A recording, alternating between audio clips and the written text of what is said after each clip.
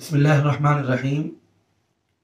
ہمارے سامنے ایک ویڈیو آئی اشفاق رضا صاحب کی، جس میں وہ حاجی امداد اللہ مہاجر مکی رحمۃ اللہ علیہ کو بریلوی بتا رہے ہیں، اور بریلوی بتا کر ان کا ایک شعر ہے، کچھ چند اشعار ہیں جن کے ذریعے سے وہ حاضر و ناظر اور پردے کو اٹھاؤ اور استعانت اور جتنے بھی اپنے من گھڑت عقیدے ہیں ان کو ثابت کرنے کی کوشش کر رہے ہیں، اور دجل و فریب سے اتنا مکارانہ اور عیارانہ چال چلی ہے کہ جو صفحہ انہوں نے اس پر لگایا نا، اس کو بھی چھپا لیا تاکہ اپنی چوری نہ پکڑی جائے، اور چوری اس طرح پکڑی جائے گی کہ پتہ لگ جائے گا کہ اصل کتاب تو ہے نہیں، یہ تو نقل ہو رہا ہے۔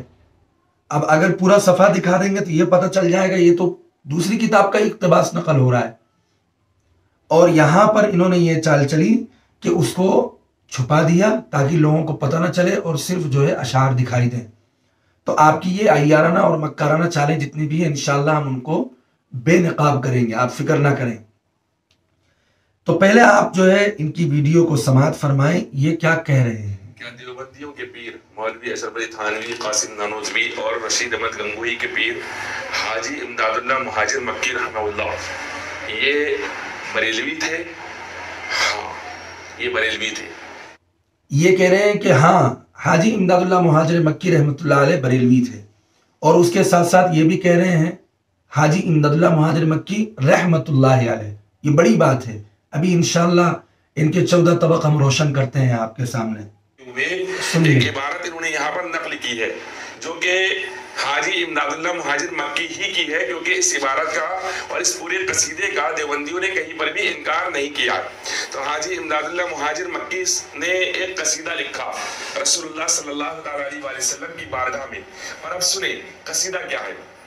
فرماتے ہیں ذرا چہرے سے پردے کو اٹھاؤ یا رسول اللہ صلی اللہ علیہ وسلم۔ یا رسول اللہ کہنا یہ بریلویوں کی عادت ہے، کیونکہ جس کو بھی یا رسول اللہ کہتے ہوئے دیوبندی دیکھتے ہیں فوراً کہتے ہیں بریلوی ہے، کیونکہ دیوبندی تو یا رسول اللہ کہتے نہیں ہے، اس اعتبار سے حاجی صاحب بریلوی ہوئے۔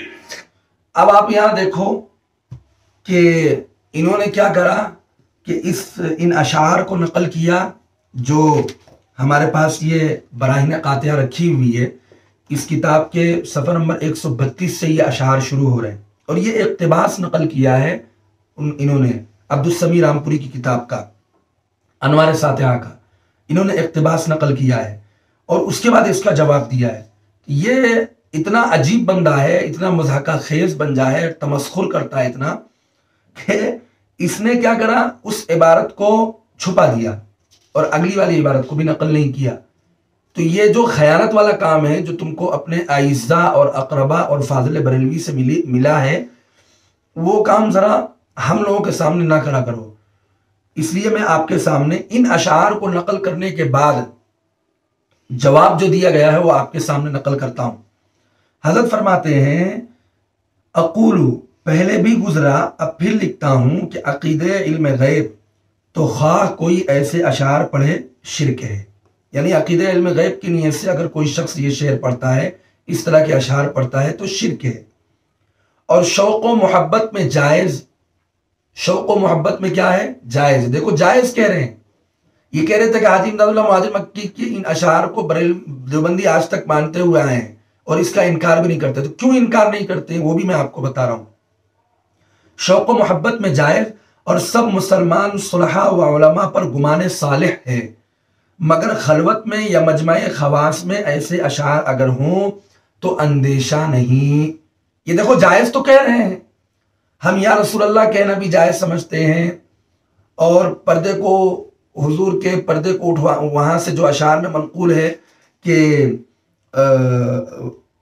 مجھے دیدار تم اپنا دکھاؤ یا رسول اللہ، کر روئے منور سے میری آنکھوں کو نورانی، ان سب کو ہم مانتے ہیں اور شوق و محبت میں اس کو محمول کرتے ہیں، عقیدہ علم غیب کی نیت سے نہیں پڑھتے۔ یہ بات حضرت رحمۃ اللہ نے جواباً لکھی ہے۔ اچھا، یہی بات صفحہ نمبر 56 پر تحقیق ندا بلفظ یا رسول اللہ ایک عنوان قائم کیا حضرت نے، اور اس کا جواب دیا۔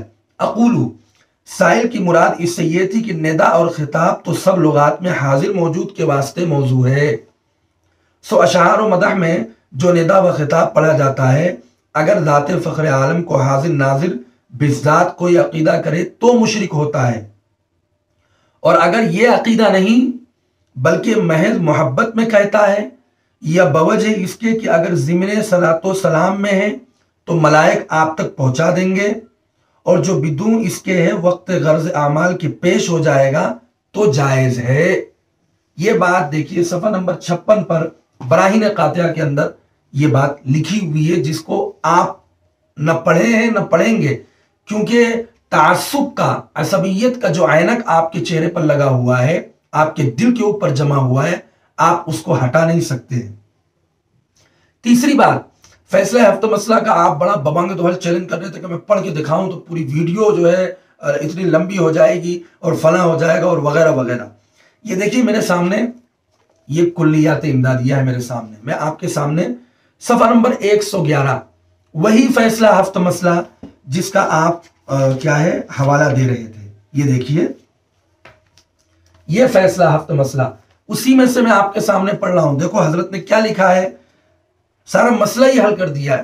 کہتے ہیں چوتھا مسئلہ ندائے غیر اللہ، اس میں تحقیق یہ ہے کہ ندا سے مقاصد و اغراض مختلف ہوتے ہیں، کبھی محض اظہار شوق، کبھی تحسر، کبھی منادہ کو سنانا، کبھی اس کو پیام پہنچانا، سو مخلوق غائب کو پکارنا، مخلوق غائب کو، وہ جو غیب والا معاملہ ہے، سو مخلوق غائب کو پکارنا، اگر محض تذکرہ، اگر محض واسطے تذکرہ اور شوق وصال اور حسرت فراق کے، جیسے عاشق اپنے محبوب کا نام لیا کرتے ہیں اور اپنے دل کو تسلی دیا کرتے ہیں، اس میں تو کوئی گناہ نہیں۔ اب دیکھیے یہ وہی بات ہے جو براہین قاطعہ میں حضرت نے انوار ساتحہ کے مصنف عبدالسمیع رامپوری کو جواب دیتے ہوئے لکھا تھا، وہی بات حضرت حاجی امداد اللہ مہاجر مکی بھی نقل کر رہے ہیں، لیکن یہ آپ کو ہضم نہیں ہوگی۔ آگے لکھتے ہیں ایسی ندا صحابہ سے بکثرت روایت میں منقول ہے، اور اگر مخاطب کا اسماع اور سنانا مقصود ہے تو اگر تصفیہ باطن سے منادہ کا مشاہدہ کر رہا تو بھی جائز ہے، اور اگر مشاہدہ نہیں کرتا لیکن سمجھتا ہے کہ فلاں ذریعے سے اس کو خبر پہنچ جائے گی اور وہ ذریعہ ثابت بالدلیل ہو تب بھی جائز ہے۔ ذریعہ ہونا ضروری ہے۔ مثلا ملائکہ کا درود شریف حضور اقدس میں پہنچانا احادیث سے ثابت ہے، اس اعتقاد سے کہ ملائکہ پہنچائیں گے، اس اعتقاد سے کوئی شخص الصلاۃ والسلام علیکہ یا رسول اللہ کہے تو کچھ مذائقہ نہیں۔ یہی ہم کہتے آ رہے ہیں کہ بنیت حاضر و ناظر اگر کوئی یا رسول اللہ کہتا ہے تو بالکل جائز نہیں، لیکن اگر اس نیت سے کہ وہ ملائکہ پہنچا دیں گے حضور صلی اللہ علیہ وسلم تک تو بالکل جائز ہے، اور یہ بات ہماری کتابوں میں لکھی ہوئی ہے، ہمارے اکابر لکھ کر گئے ہیں، لیکن آپ کو جو تعصب کا ہے نا کہ اس سے نظر نہیں۔ یہ فیصلہ ہفتہ مسئلہ ہے۔ مجھے یہ ایک بات یہاں کہنا پڑ رہی ہے، آپ فیصلہ ہفتہ مسئلہ کا لوگوں کو ڈینگے تو مار رہے تھے آپ لوگوں کے سامنے، لیکن اصل مسئلہ ہے کہ آپ نے فیصلہ ہفتہ مسئلہ پڑھا بھی نہیں اور آپ کے پاس ہے بھی نہیں، اگر ہوتی تو آپ ضرور دکھاتے۔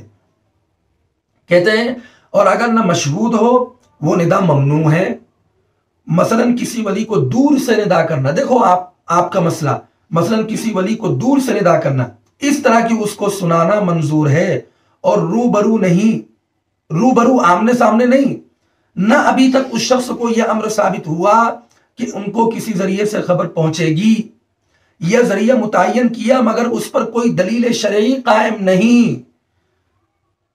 یہ اعتقاد افتراء علی اللہ اور دعوی علم غیب ہے۔ کیا کہہ رہے ہیں حضرت حاجی امداد اللہ مہاجر مکی کہ یہ کیا ہے؟ اللہ پر جھوٹ باندھنا ہے، علم غیب کا دعویٰ کرنا ہے۔ پھر کیا کہتے ہیں؟ بلکہ مشابہ شرک ہے۔ یہ کیا ہے؟ مشابہ شرک ہے۔